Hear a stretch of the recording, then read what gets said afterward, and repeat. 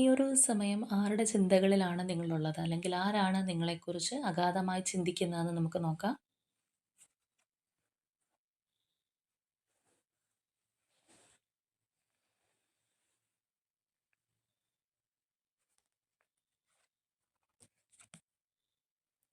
Night of once,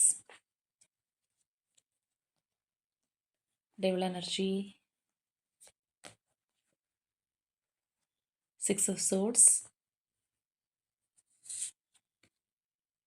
king of pentacles and lovers. അപ്പോൾ ഇവിടെ നമുക്ക് കാണാൻ കഴിയുന്നത് നിങ്ങളുടെ ലൈഫിൽ ഏതോ ഒരു ഘട്ടത്തിൽ നിങ്ങളിൽ നിന്ന് ഇറങ്ങിപ്പോയൊരു വ്യക്തി അല്ലെങ്കിൽ നിങ്ങളെ തനിച്ചാക്കി പോയ ഒരു പേഴ്സൻ്റെ എനർജിയാണ്. ആ ഒരു വ്യക്തിയാണ് നിങ്ങളെക്കുറിച്ച് ഇപ്പോൾ കൂടുതലായിട്ട് ചിന്തിക്കുന്നത്. മേ ബി പാസ്റ്റിൽ ആ ഒരു വ്യക്തി നിങ്ങളുടെ റിലേഷൻഷിപ്പിൽ അത്രമേൽ സീരിയസ് ആയിരിക്കണം എന്നില്ല. അല്ലാന്നുണ്ടെങ്കിൽ അവരുടെ സ്വാർത്ഥ താല്പര്യങ്ങൾക്ക് വേണ്ടിയായിരിക്കണം അതവർ കൂടുതൽ ഉപയോഗിച്ചിട്ടുള്ളത്. അതുകൊണ്ട് തന്നെയാണ് ആ ഒരു വ്യക്തി വളരെ കൂളായിട്ട് നിങ്ങളുടെ ലൈഫിൽ നിന്ന് മാറിപ്പോയത്. പക്ഷേ ഇവിടെ ഈ ഒരു പേഴ്സണ് ഇപ്പോൾ ആ ഒരു മാറ്റം നമുക്ക് കാണാനായിട്ട് കഴിയുന്നുണ്ട്. കാരണം പാസ്റ്റിൽ അത് സീരിയസ് ആയിട്ടല്ല അവർ കണ്ടിരുന്നതെങ്കിൽ ഇപ്പോൾ അവരുടെ ചിന്തകളിൽ നിങ്ങളുടെ റിലേഷൻഷിപ്പ് വളരെയധികം സീരിയസ് ആയിട്ട് ഈ ഒരു വ്യക്തി കരുതുന്നതായി കാണാം.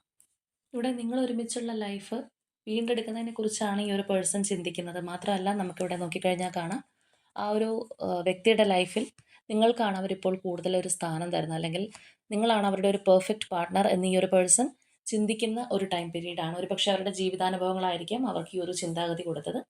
അപ്പോൾ നിങ്ങളുടെ ലൈഫിൽ ഇതുപോലെ നിങ്ങളെ ഒറ്റപ്പെടുത്തി പോയ ഒരു വ്യക്തി ഉണ്ടെങ്കിൽ തീർച്ചയായിട്ടും കമൻറ്റ് ചെയ്യുക. അതുപോലെ ആ ഒരു വ്യക്തി ലൈഫിലേക്ക് തിരിച്ചു വരാനായിട്ട് ആഗ്രഹിക്കുന്നുണ്ടെങ്കിൽ യൂണിവേഴ്സിനോട് ഈ ഒരു പോസിറ്റീവ് എനർജിക്കായി ക്ലെയിം ചെയ്യുക.